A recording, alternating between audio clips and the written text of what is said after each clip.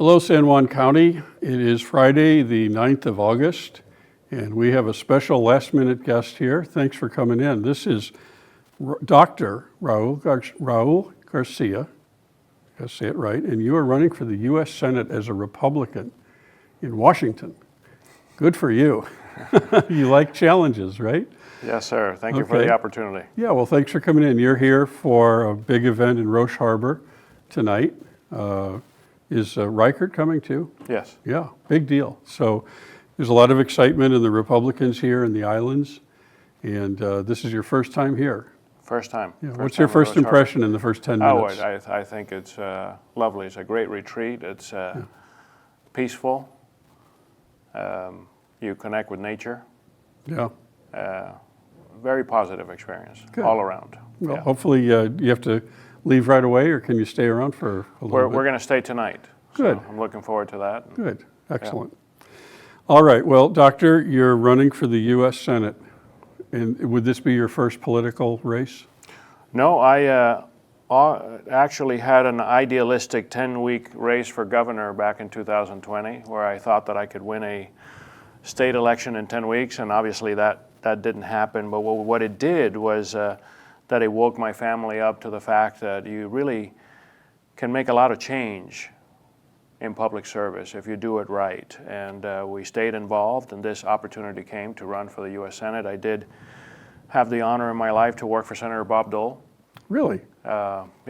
Wow. Back in 1990, he was a great mentor and probably the person that seeded this dream in me that public service was so useful in a future America. And since then, I've always thought one day I would have that opportunity, but I've always been involved in the medical field, been elected to national office and run national organizations and national boards, never in the public sector, but certainly providing a public service with emergency medicine for the last 26 years. And what I say to everyone is that I'm not changing my will to serve. I'm just changing my venue. Now, instead of a family or a patient, I'm doing it for a community and for a state, and certainly for our country after coming here and not being born in the United States. So you're an emergency room doctor? Yes, I have been an emergency room doctor for the last 26 years. Practice in the Bronx in New York. That was actually my claim to fame before any of this political stuff. I did a reality series called Bronx 911, Life in the ER. Really? Yeah, I was one of those doctors that they followed around in the reality series. But I practice in Toppenish Hospital, Austria Toppenish Hospital, which is the only hospital on native land here in Washington. Very rewarding to practice there because the community really needs what we do. I'm the medical director of the hospital and of the emergency department, and then I also do shifts in the ER. So you would not be the first doctor to be in the U.S. Senate. What is it in the medical field in your history that prepares you to be a U.S. Senator? Well, throughout my life, I've been a national leader in the medical profession. For many, many years, probably the last 32 years, I've been in national positions and running national organizations and boards, having my own business and running that. And, you know, I believe that our founding fathers had the idea that we would have a doctor and a teacher and a carpenter and an electrician go to Congress for a little bit, put their ideology in, push the country forward, and then come back to your profession. And unfortunately, that has changed. Of course, we have career politicians these days that stay there forever and ever. And for me, the fault in that is that you're only listening to your own echo chamber. And you don't get out of that, and you certainly lose touch with the everyday life of families here in Washington. And for me, being in the ER, which is a microcosm of society, seeing crime go up, seeing the drugs that come in every shift that I work in, seeing how the community operates, it's a great microcosm to prepare me to represent the people. You know, I want to be the citizen politician. not someone that aspires to do much more than that. Are you saying that you wouldn't stay till you were 95 years old? No, I wouldn't. I'm actually not even thinking about re-election. I want to go in there and represent the people of Washington for 6 years. I think 6 years is a long time. I mean, World War II was 4 years and we changed the world, right? So my goal is to go in there and represent the citizens of Washington for 6 years and make change happen so we could erase those obstacles that our children have for our future, to have more opportunity for them. And that's my goal. So I'm not thinking about re-election yet. Would you support term limits for senators? I would certainly support term limits for senators and congressmen. You know, it's interesting. We've seen some politicians in both parties maybe stay too long. And, you know, I'm really thinking of multiple people in both parties, so it's not a partisan thing. Sure. And I wonder if we've reached a point where there's now some conversation about whether it's helpful to stay until you die, you know, in the Senate. So anyway, that's a refreshing take that you have on it. So you were not born. I'm sorry. Go ahead. Well, we do have a great opportunity to term limit some of the people that have been there with elections, right? Yeah. But I will certainly be a proponent of even pushing a bill that would bring term limits to Congress. They'd love that. make some instant friends with that one, right? Okay, so tell us about your story. You were not born here, right? Yeah, I was born in Cuba. Had a different experience growing up than the freedom and the opportunity that we have here. You know, it's very difficult to explain what life was under a one-party system, and this is why I oppose it. And whether it's Democrat or Republican, I want to be very clear that I just believe that a one-party system doesn't work. Because again, you're only listening to your own echo chamber and become more radical and lose touch with the middle, where I think the answer should be. So we had a one-party system in Cuba. It was very communist and very totalitarian. The ideology was you will completely depend on the government. You will own nothing. My grandparents' farms were taken from our family by the government because they knew best. My mother's license to teach was taken because she wouldn't want to sign on to the Communist Party. So it was you will fall in line or else, you know, and they used the education of kids and the media to propel that message. And every day in our classrooms, we had to talk bad about the imperialist Yankees. That was the reason why our life wasn't as good, because the imperialist Yankees were at fault. And yet we would run home to listen to Voice of the Americas and see if the New York Yankees won, because that was the only team we knew, right? And so it was a double life that kids learned at a very early age. And what it did for me is it created a love for a country I had never stepped foot on. It created a love for that American dream that people talked about, that you can get to a place and actually be able to choose your career, not have the government tell you. Be able to, with grit and dedication, be anything you wanted. And I fell in love with that at such a young age. As a matter of fact, when I was 8 years old, I put my roller skate wheels on a box and I built a couple of handles. And I went to the local store and I told people that I would take their groceries home for 10 cents a block, because we didn't have cars, right? And not everybody anyway. There are old, great Cuban cars still running. Oh yeah.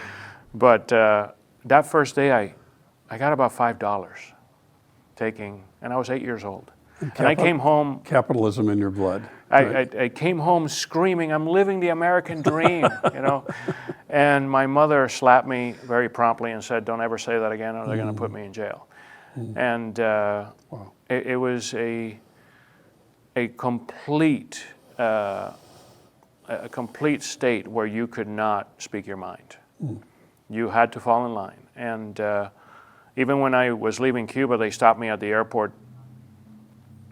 In a closed room. I was 11 years old. A policeman came in and said, "Comrade, you don't have to leave with your mother. You could stay here and the revolution will throw you a big party at the Communist Palace.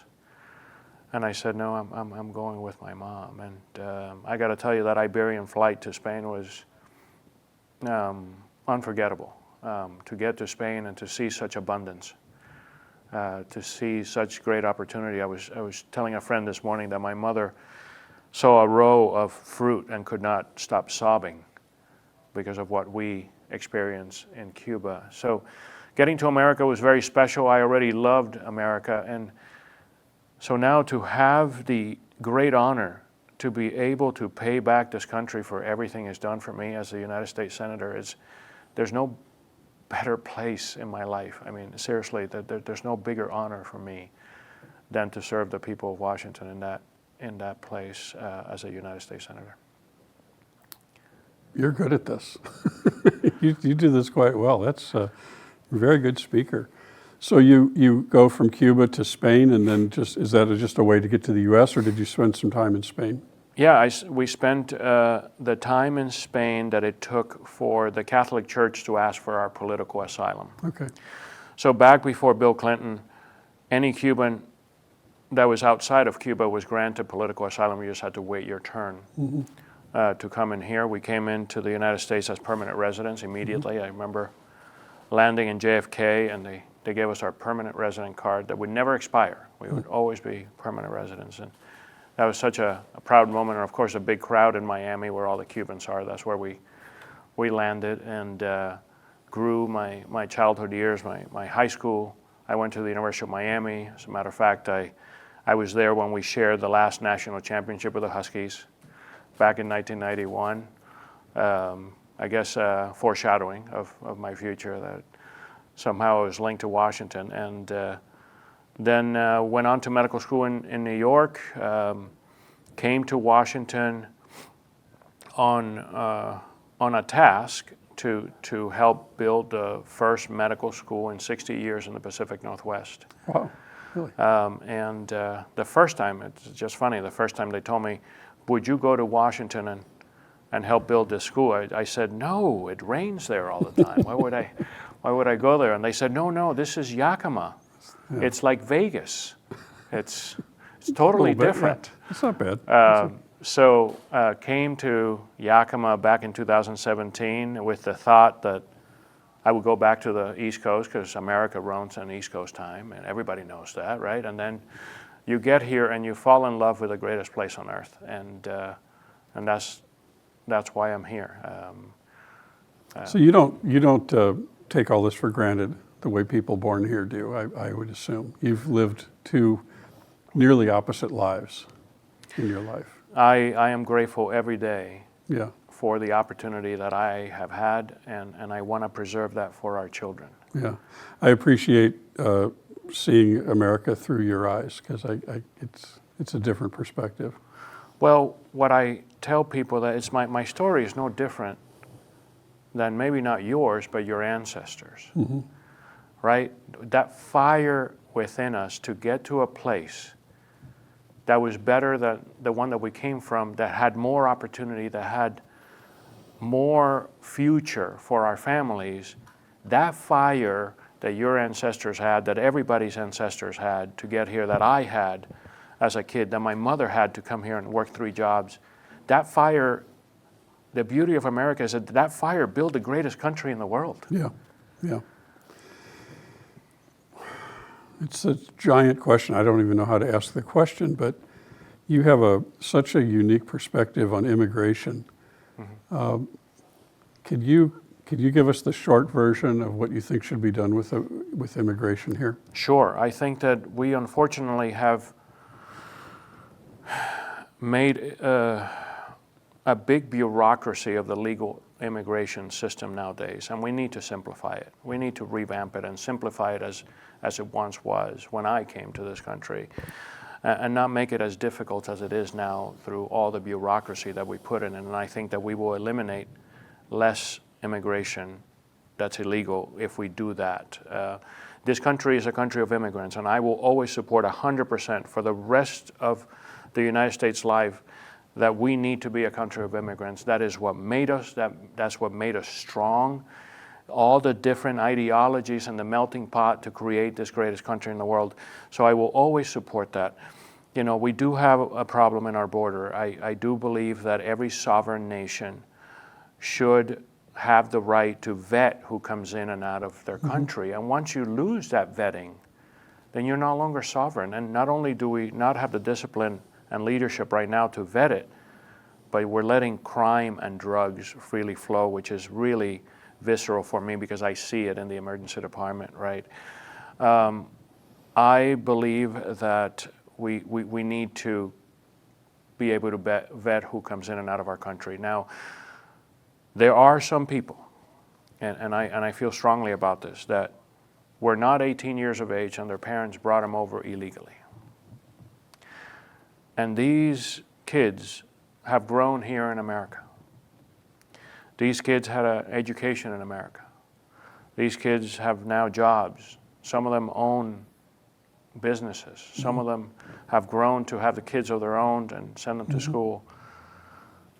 I think it's very unfair for us to put this fault of illegal prosecution on these kids that were underage. And I'm referring to the DACA kids. I think that they should automatically be given... They stay. Be given stay in the United States and be given citizens. And then we get to the people that did cross illegally, right? And what do we do with that? And some of these individuals are our neighbors, and you don't know that they're illegal. Some of these individuals have really worked hard to make up for their sin, right, of crossing over. For their family to have a better life. And that was the only way they saw, right? So I'm willing to sit at the table. I'm willing to dialogue and talk about what do we do with these people that have proven for 10 years, they have paid taxes, they have been model citizens. We need to give them that security that they don't need to look over their shoulder anymore. Maybe not citizenship, but maybe a residency, so they could feel secure in our country if they're contributing to our country. Now, if you're a criminal, you're out, right? We should not be a safe haven for criminals in any way, shape, or form. But so that's my short answer. Well, you did pretty good. You covered a lot of ground there in a few minutes. I know one of your main issues right now is fentanyl. Yeah. Let's talk about that. Yeah. So we're losing a human being every 4 minutes and 45 seconds in our country. And I see about 2 to 5 overdoses every shift that I work in the AR. Okay? We have lost nearly 4,000 people in the state of Washington over the last year in fentanyl. And this is the ones we know. Great. Right? I think those numbers are higher. It's an attack on our communities.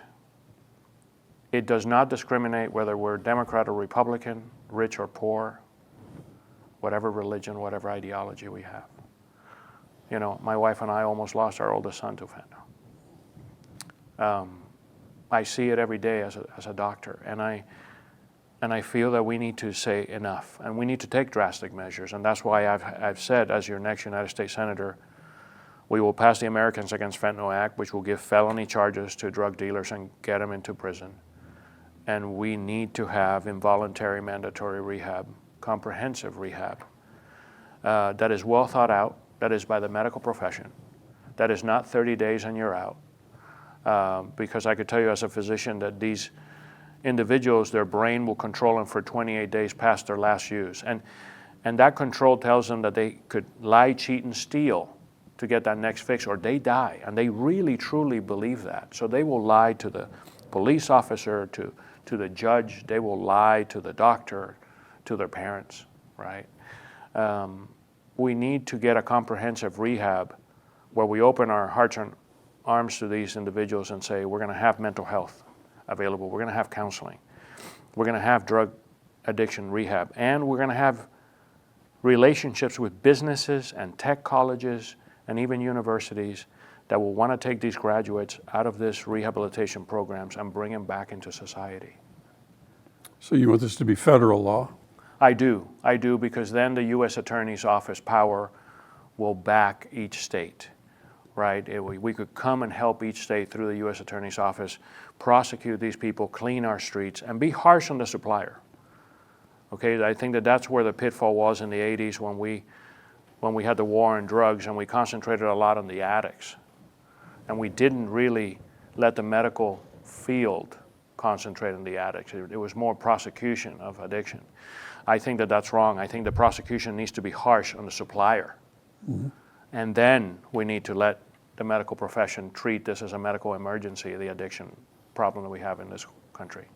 Have you talked to prosecutors and police officers in Seattle about the mandatory treatment part? Yeah. What's their reaction? It's probably 90% positive. They want that power. They do. They do. Want that they said, power. We need something drastic. We're talking about police officers? Talking about police officers, talking about judges that I've spoken to. Some judges have given me some pushback. They're like, 6 months, that's a long time to keep from their families. I said to them, Judge, these are people that have nothing. We need to build them up. We need to give them the resources, right? If you have a family and you happen to be an addict and you happen to prove that after 90 days you could go to an outpatient facility and continue your progress, that's great. But the people that have nothing, what do we do for them? I mean, if we're going to build a compassionate government, we need to think of these things. And what we have done up to now is spend $430 billion for the last 10 years in programs that are enabling this problem to get bigger. One of the things also mentioned in your campaign website is that you have some messaging about cost of living. You'd be a senator. What can you do about cost of living? Well, I mean, my story is Mr. Smith goes to Washington, right? I don't like what this is. When I open my door, I don't like the future for my family. I don't like the present for my family. I have 4 kids that put gas. And I assure you that all 4 of them, most months, will call me and say, hey, can you help me out with a full tank this time? And our oldest child is married. They have 2 incomes. And sometimes they can't reach the end of the month. Right. We need to cut our government spending for ineffective programs that we're throwing money at and give that money back to the people, because Economics 101 will tell us that if we have more money in our pockets and we're exchanging money in the community, we grow, right? I would like to see an audit of our federal spending as a scientist coming to politics and saying, look, according to results, this $100 million is being thrown away. Let's eliminate this program and surgically eliminate this program. We had a lot of presidential candidates sitting up there on the microphone saying, we're going to eliminate the Department of Education. Guys, let's not knee-jerk reaction anything. Let's actually think about this, go scientifically into it. Surgically. Yes, Doctor, surgically. Surgically. Yeah, surgically remove the fat that we don't need. You mentioned that you would like to be a unity candidate. Mm-hmm. Are you going after independent votes? Are you going after Democrat votes? Absolutely. Typically Democrat votes? 100%. 100%. Coming from Cuba, I could tell you that I never for once thought, oh, Democrats, Republicans. Mm-hmm. I thought of Americans. Mm-hmm. And when I moved from Miami to New York City, and I think that everybody in the world should live in New York City for a year of their life, to see the Italians and the Irish and the Indians and the Pakistanis and every culture in the world living together, respecting each other, fun to go to each other's restaurant to try new food, Egyptian food, whatever you wanted that day, right? That is the beauty of America for me. And to be as divided as we are today, it's a shame. And we need to wake up as Americans and say, enough. Because my neighbor is a Democrat and I'm a Republican doesn't mean I have to hate him. As a matter of fact, if we sit at the table and discuss things, we will agree on more than we disagree. 100% that we will agree on more than we disagree. That is what pushes the country forward. You know, I'd like to think that I'm going to get into the Senate and be one of those middle-of-the-road senators that brings people together. Boy, we need those. We sure need those. Was the 2020 election stolen? So again, I'm a scientist, right? I go by proof. And the proof has not ever come out that the 2020 election was stolen. Everybody could have opinions, and strong opinions, and suspicions. But when it comes down to it, we need to be scientific. We need to have proof of things before we go out and declare things that cannot be proven. So you show me the proof, I'll change my mind. But as of today, the 2020 election was what it is. President Biden is our president. That's the way it is. Will you be endorsing Donald J. Trump for president?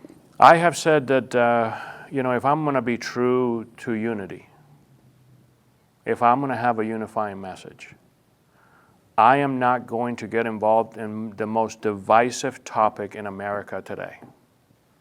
I'm not going to get into that weeds because it's not going to make a difference, and then it takes away from me as a candidate and my message of truly wanting to unite Democrats and Republicans. So I will let the vote happen. I hope that everybody votes their heart, and I will work with whatever president is elected, because that is our job, right? To support the president's agenda, as long, and this is very important for me, as long as it supports the state of Washington. I want to be the U.S. Senator for the state of Washington. And I have a fundamental belief that the bigger body of government is here to support the smaller body of government succeed.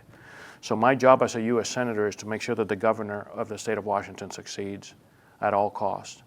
And you know, Olympia to counties and counties to cities, on and on. And I want to be the example to do that. I only have a couple more questions because I want to let you get out, you and your wife get out and enjoy this beautiful place. Get some sun. It's a great weather today. You'll really enjoy Roche Harbor. It's absolutely beautiful. I do have to ask about ferries. I don't know how often you're asked about Washington State ferries. It's a state thing. Our senators have brought home some support here and there that has helped. Anything helps. Do you have anything to say about Washington State ferries? And if you don't, I understand. No, I do. I do, because I have gotten plenty of messaging and pleads for me to be involved in this and to take care of this. Look, it comes down to a very simple answer. Government is here to give resources and open opportunities for our people to succeed. And these ferries are a vital step in everybody's daily activities, for your business, for your family, and it is something that has to be solid in our state, period. I mean, I will make it one of the priorities. This is something that people are yelling about, not even talking, they're yelling. Wait till you get to Roche Harbor. About. You'll see. So you could count on me 100% that I will make that a priority to make sure that this is a staple that we could count on in the state of Washington. Great. Well, I'm going to give you a chance to say a closing message to our audience. You can say it to me, or you can say it to the big yellow camera up there. I would ask that you say it first in Spanish. Okay. And then tell us, since I don't speak Spanish, you might be saying that, look at that idiot to the left of me, but whatever you're going to say. And then please go ahead and say that again in English. Yeah. Tenemos una gran oportunidad aquí de elegir un senador que de verdad va a representar nuestros ideales, nuestros hábitos, nuestra cultura, por este estado, que tenga una voz en Washington, D.C., que se despierte todo el mundo por la mañana y sepa que hay alguien 3,000 millas de aquí que de verdad está trabajando para nosotros y tiene sentimientos verdaderos para que nosotros triunfemos en el futuro. We have a great opportunity in November to have fresh leadership, to have an opportunity to pick someone for the United States Senate that every morning when you wake up, you can be sure that there's someone 3,000 miles away that actually cares about our families here in Washington. And I give you my word that that's what I'm going to do every day, support the future of our families here to have a better life every day. So please consider me when you vote. I think that we can clean our streets. I think that we could have more opportunities for our kids. I think we could have growth. And I'm your guy. If you want a choice of someone that comes from a scientific world to politics and will always give you the facts and will be true to what he says, I'm your guy. So thank you so much for the opportunity y para todos los latinos, de veras vamos a ganar juntos. Vamos a unirnos en esta causa y triunfar en noviembre. Muchas gracias. Dr. Raul Garcia, that's a Republican candidate for the U.S. Senate from Washington, and congratulations on your recent win. Enjoy yourself in Roche Harbor today. And there you go. I am profoundly impressed. What a great interview. Thank you so much. So that's it. It's 2:30 in the afternoon on Friday. We're going to try to put this up as soon as we can. Thank you for watching San Juan County.